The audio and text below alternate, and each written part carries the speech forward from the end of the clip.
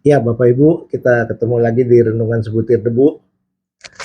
Pada kesempatan ini saya ingin mengajak Bapak Ibu sekalian untuk kita sama-sama merenungkan apakah benar Tuhan sudah mau datang. Ya, kita lihat dalam kitab Matius pasal 24 itu terlihat sekali bahwa Tuhan sudah memberikan kita tanda-tanda tentang akhir zaman. Ya, jadi banyak sekali ayat-ayat yang mengatakan dan menceritakan tentang akhir zaman ini. Nah, Bapak Ibu, saya ingin mengajak Bapak Ibu membaca dari kitab Matius ayat 24. Pasal 24 ayat 6. Ya, ayat 6 menulis gini. Kamu akan mendengar deru perang atau kabar-kabar tentang perang. Namun berawas-awaslah, jangan kamu gelisah. Kamu nggak perlu takut gelisah. Sebab semuanya harus terjadi. Tapi itu belum kesudahannya. Ya. Sebab bangsa akan bangkit melawan bangsa, ayat 7-nya. Dan kerajaan melawan kerajaan. Akan ada kelaparan dan gempa bumi di berbagai tempat. Kita sudah lihat di Gaza begitu banyak orang kelaparan. Karena ada peperangan. Ya, diserang sama Israel. Ya. Lantas kita lihat di Rusia berperang dengan Ukraina. Terus-menerus. Lalu Rusia juga mengatakan dia akan menyerang ke Israel kalau Israel tetap tidak mengakui Palestina sebagai negara merdeka. Nah, itu semua sudah diatur. Nah, dalam Matius 24 ayat 10 itu dikatakan banyak orang akan murtad, akan tidak lagi mau beragama. Dan mereka akan saling menyerahkan dan saling membenci. Yang Kristen membenci Islam, Islam membenci Kristen, Kristen membenci Kristen, Islam membenci Islam. Ya, Katolik membenci Kristen, membenci Islam, itu bisa diacak-acak oleh setan. Supaya semua umat beragama saling membenci, saling memfitnah, saling menyerahkan. Supaya dunia makin kacau. Sehingga terlihat dalam kebencian-kebencian itu tidak ada Tuhan dalam agama-agama itu. Nah, bayangin Bapak Ibu. Iblis bisa mengacaukan sedemikian ya. Banyak nabi palsu akan muncul dan menyesatkan banyak orang. Ya. Ada yang mengatakan aku Tuhan, ya. Dulu ada nabi perempuan siapa saya lupa tuh. Terus ada lagi yang saya baba bilang titisannya Tuhan Yesus. Banyak ya. Dan banyak yang percaya. Terus ada lagi ajaran yang mengatakan kalau jadi anak Tuhan pasti kaya. Percaya Tuhan pasti Tuhan berkatin. Percaya Tuhan tidak bakal mengalami kesusahan. Percaya Tuhan kita bisa bangkitkan orang. Benar nggak? Ada benernya, ada tidaknya. Tidaknya artinya di seluruh zaman dulu, waktu zaman nabi-nabi, tidak pernah dibilang ikut Tuhan pasti kaya. Tapi waktu taat pada firman, pasti Tuhan berkatin. Ya, jadi hati-hati ya. Dan seringkali kita jadi kebablasan, ikut Tuhan kaya, kalau nggak kaya akhirnya saling menghakimi, bilang, oh kalau gitu rohani kamu belum benar. Karena kamu belum bisa kaya. Ya. Kalau sakit nggak disembuhkan, kamu pasti ada dosa. Nggak mungkin Tuhan memberikan kamu penyakit kalau kamu tidak berdosa. Nah, ini ajaran Kristen progresif. Ya. Jadi banyak sekali ajaran-ajaran yang palsu yang dipakai oleh setan. Sepertinya itu ajaran benar, tapi sebenarnya menyesatkan umat Tuhan. Ayat 12-nya, dan karena makin bertambahnya kedurhakaan, maka kasih kebanyakan orang akan menjadi dingin. Karena banyak penipu, banyak yang jahat-jahat, orang melihat, wah dia jahat, akhirnya saling menghakimi, sehingga tidak lagi saling mengasihi. Padahal firman Tuhan bilang, kasihlah sesamamu manusia seperti engkau mengasihi dirimu sendiri.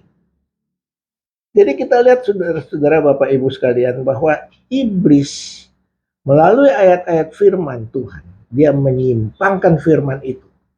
Sehingga akhirnya kita jadi berdosa. Karena itu perlunya kita orang Kristen untuk selalu membaca firman Tuhan tiap hari, merenungkannya, memikirkannya. Dan taat untuk melakukannya. Karena kalau tidak, kita cilaka. Ya, Bapak Ibu. Bayangkan, dikatakan dalam Matius 24 ayat 12, dan karena makin bertambahnya kedurhakaan, maka kasih kebanyakan orang menjadi dingin. Karena orang tidak taat lagi pada firman, orang melihat orang Kristen itu jahat, lebih jahat bahkan dari orang-orang yang di luar Kristen. Jadi tidak mau lagi jadi orang Kristen. Ya, kasih orang menjadi dingin. Nah, ayat 13-nya dari pasal Matius pasal 24 ayat 13 mengatakan gini. Tetapi orang yang bertahan sampai pada kesudahannya akan selamat. Apa maksudnya bertahan sampai kesudahannya? Kita tetap setia kepada seluruh firman Tuhan. Kita tetap berpegang pada firman Tuhan, taat kepada firman Tuhan, tunduk kepada perintah Tuhan, dan melakukan seluruh firman Tuhan. Itu artinya bertahan sampai kesudahannya. Maka kita akan selamat. Ya. Nah, kapan saatnya sekarang Tuhan datang? Banyak orang bertanya-tanya, kapan Tuhan datang? Kapan Isa Al-Masih mengadili umat manusia?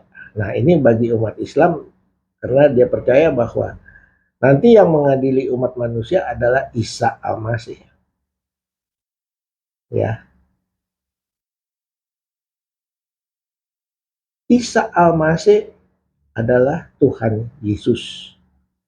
Kalau dalam Kristen kita hanya menganggap Yesus Kristus itulah Tuhan. Kita tidak menganggap Isa Al-Masih. Tapi ini masih terjadi banyak pendapat.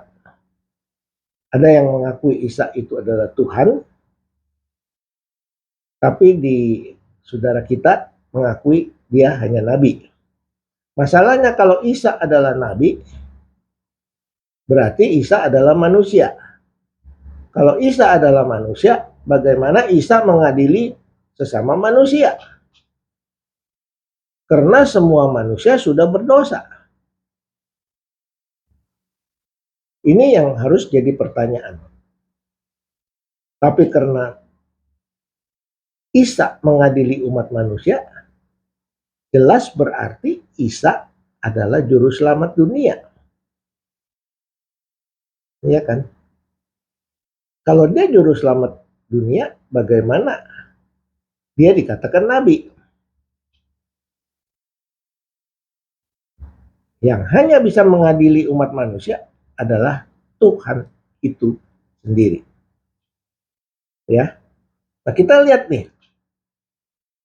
Kapan Tuhan Yesus datang? Dalam ayat 14-nya, Matius 24 ayat 14 dikatakan gini. Dan Injil kerajaan ini akan diberitakan ke seluruh dunia, menjadi kesaksian bagi semua bangsa, bahwa sesudah itu baru tiba kesudahannya. Jadi maksudnya, kalau seluruh dunia sudah menerima berita firman Tuhan, berita Injil keselamatan, semua lutut sudah bertelut, Tuhan datang. Tapi kapan waktunya? Siapa yang tahu? Karena semua ini bisa didengar dari media sosial, dari televisi, dari YouTube, dari Telegram, dari manapun. Dan kita tidak akan tahu pekerjaan Roh Kudus yang begitu hebat bisa mengabarkan Injil ke seluruh muka bumi. Nah, waktu itu ketika seluruh dunia sudah mendengar firman Tuhan, Tuhan datang. Jadi kapan waktunya? Nggak ada yang tahu, Bapak Ibu ya. Cuma yang saya mau jelaskan supaya kita jangan lengah ya. Saya mau ajak Bapak Ibu kita baca dari Yohanes pasal 1. Yohanes pasal 1 ayat 1. Ya, saya bacakan. Yohanes pasal 1 ayat 1. Pada mulanya adalah firman. Firman itu bersama-sama dengan Allah. Dan firman itu adalah Allah. Siapa firman? Firman adalah Tuhan Yesus. Ya. Ini dikatakan dalam ayat 2-nya, ia pada mulanya bersama-sama dengan Allah. Ayat 3-nya, segala sesuatu dijadikan oleh dia dan tanpa dia tidak ada satupun yang telah jadi dari segala yang telah dijadikan. Jadi penciptaan seluruh alam semesta ini dilakukan oleh Yesus, oleh firman yang menjelma. Nah, dalam Yohanes 1 ayat 4, di dalam dia ada hidup dan hidup itulah terang manusia. Jadi tanpa percaya kepada Tuhan Yesus, tidak ada seorang pun sampai kepada Bapa. Tidak ada seorang pun masuk ke surga. Hanya yang percaya dalam hati dan mengucapkan dalam mulut bahwa Tuhan Yesus adalah Tuhan, dia yang selamat. Ya.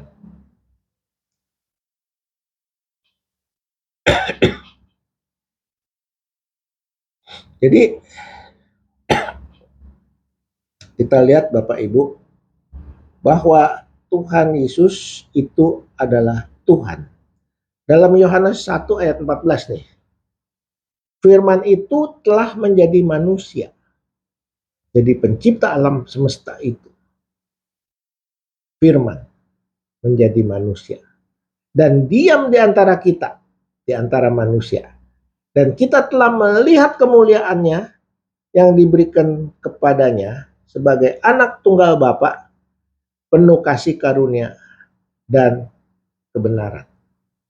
Itulah Tuhan kita, Tuhan Yesus Kristus.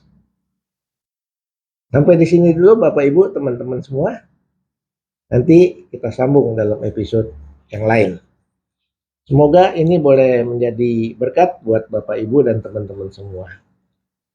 Jangan lupa klik subscribe dan share supaya makin hari makin banyak orang yang mendengar, makin banyak orang yang mengerti, makin banyak orang percaya kepada Tuhan dan taat sepenuhnya kepada firman Tuhan.